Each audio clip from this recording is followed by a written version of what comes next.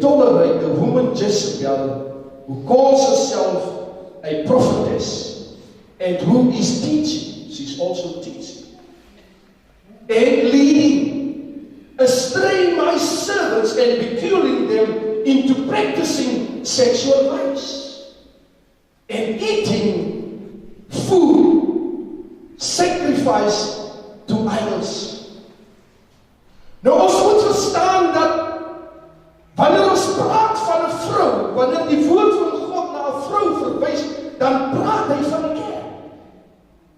Met ander woorde, in die kerk van Christus is daar 'n gedeelte wat nie werklik waar deel is van die kerk van Christus. Hierdie uitleg kan tweeledig van aard wees. Dit kan wees, daar is iemand, en onthou, 'n man kan ook 'n Jezebel wees. Nie net 'n vrou.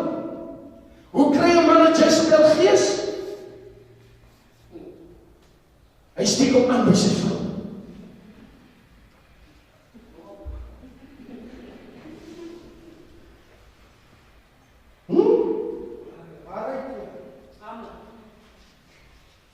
En nou moes die bedruk hulle net so mekaar. Dis die bedruk net so mekaar. 'n Vrou kan 'n Jezebel wees sowel as 'n man. Dis nie net vrouens wat Jezebel gees, 'n gees van rebellie oor hulle kom nie. Elke persoon as 'n kind van die Here kan oor een of ander stadium kan 'n gees van rebellie oor jou kom of 'n Jezebel gees. Ons gaan nou sien hoe dit plaasvind. Daarom sê ek, ons het tyd vanmôre nodig om hierdie saak mooi sodat jy dit kan verstaan. Prys die Here. Maar kom ons kyk net eers hoe lyk hierdie persoon. Die persoon sê hy's 'n profeet of sy profeteer, gee kennis, leer die kinders van die Here, lei hulle en dieselfde doen met die leiers van God. En in die proses is hierdie Jezebel besig om die leier van God te onderdruk.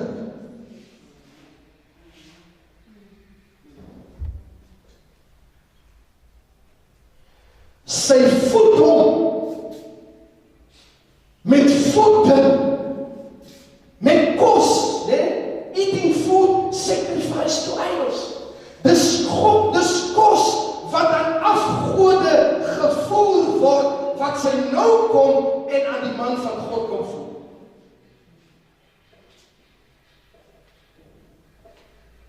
Dit het geen plek in die huis van die Here, dit hoort nie daar.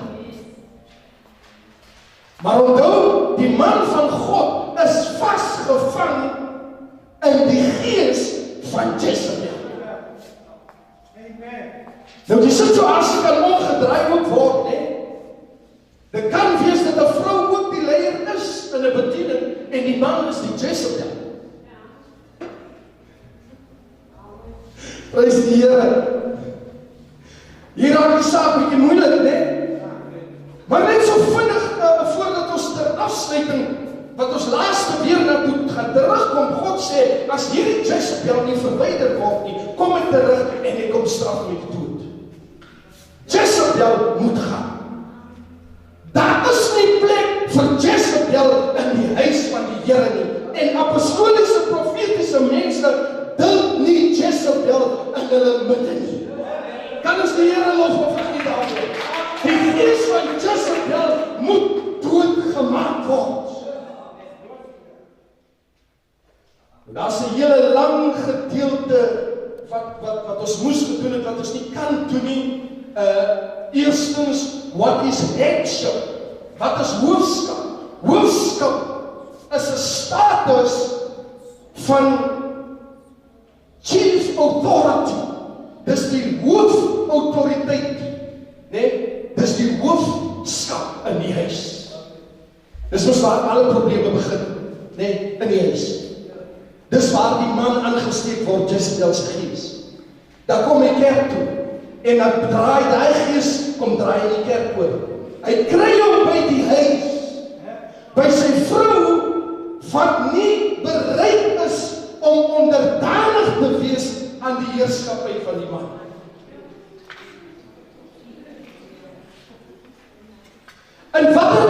opsig is die man hoof van sy vrou. Efesiërs 5 vers 23 sê, the man is the head of the wife, just as Christ is the head of the church. Efesiërs 5 vers 23 moet afskryf. Dis die woord van God. Ons het nou net al gepraat oor, daar gaan 'n separation kom van die wat geskik is om saam met hulle leier te gaan na die oorlogsveld en die wat nie kwalifiseer. En ons het gesê die watertoets bring die skeiding en die water is die woord van God. Ons is by die woord van God. Ons lees.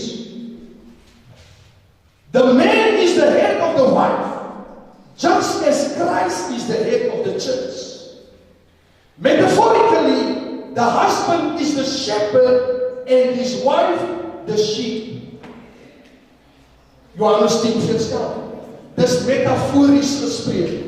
Onthou, God is die hoof van die kerk en die kerk is die skaap. Nee? In dieselfde orde is die man die hoof van die huis en sy vrou is ondergeskik aan hom. En as ons dan sê, as a shepherd, the husband must love, care and lead his wife. John chapter 10 verse 14. As ons kyk na die hoofskap van Christus, dan is hy hoof oor die kerk en die skape lei. Hy sien hulle na, hy is herder oor hulle, hy is lief vir hulle, hy voorsien vir hulle in daardie opsig, nee? Efesiërs 5 vers 23 sê natuurlik alles. As jy gaan lees die hele gedeelte in Efesiërs 5 vers 23 tot 30, dan sal jy sien wat God verwag van die man en die vrou. Ons het nie tyd vandag om daar te gaan, ons tyd is stil. Al wat ek in vandag moet weet, is dat die woord van God verklaar, is dat die man is die hoof, en die vrou moet onderdanig wees aan haar man. En dan praat die Here van liefde, hoe dat die man en die vrou mekaar moet respekteer. En ek het dit al vir die voorheen gesê, dat baie huwelike is op die rotse en baie mense daar geskei, omdat daar geen respek in huwelike vir mekaar is. Amen. Omdat daar geen respek in huwelike is.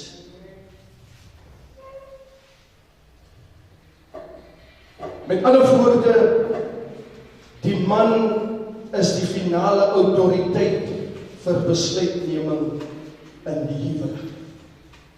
God is die finale autoriteit vir besluitneming in die kerk. En God het die man dieselfde autoriteit gegee. Ons praat oor die gees in Jezebel. Nee? Ons praat oor die gees van Jezebel. Baie keer dan vind ons dat 'n huwelik nie kan uitwerk nie as gevolg van 'n man en 'n vrou wat nie kan ooreenkom wie dra die broek in die huis. Wie dra die broek in die huis? Wie die finale sê? Nou baie keer, in baie gevalle, is die meeste mans onder gevangenskap van die gees van rebellie. En alle broers sê amen.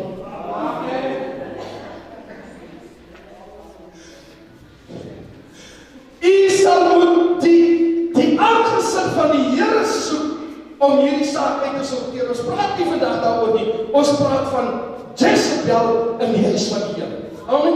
Ons noem dit net waar vandaan hierdie saak vandaan kom. 1 Korintiërs 14 vers 34 tot 38 sê, 'n vrou moet stil bly in die kerk en sy mag nie praat nie. Sy moet by die huis moet sy geleer word deur haar man. Wow! Pastoor, wat sê jy nou vanmôre? Dis die rede, hierdie skrifgedeelte, dis die woord van God. Hierdie skrifgedeelte het gemaak dat baie vrouens die kerke verlaat het. En dan sê die pastoor, nee, die Here het dit nie so bedoel nie. Luister, gee vir my 'n ander bedoeling vir wat jy daar lees.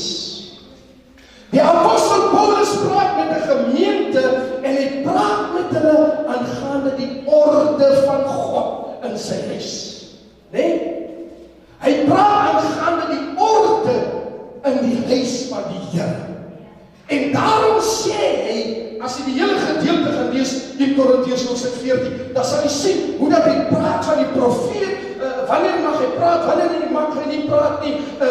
Hy is onder die gesprek is onderworpe aan die persoon wat spreek, al daardie tipe van goed, en dan sê hy, die rede waarom vrouens nie mag praat in die bediening nie, is omdat dit nie God lyk vir 'n vrou as die baas van sy man. Dit skep die indruk dat die vrou se autoriteit hoër is as die man se. En die orde van God laat dit nie toe nie, want God het die man aangestel as hoof en priester van sy huis. En alle susters sê amen.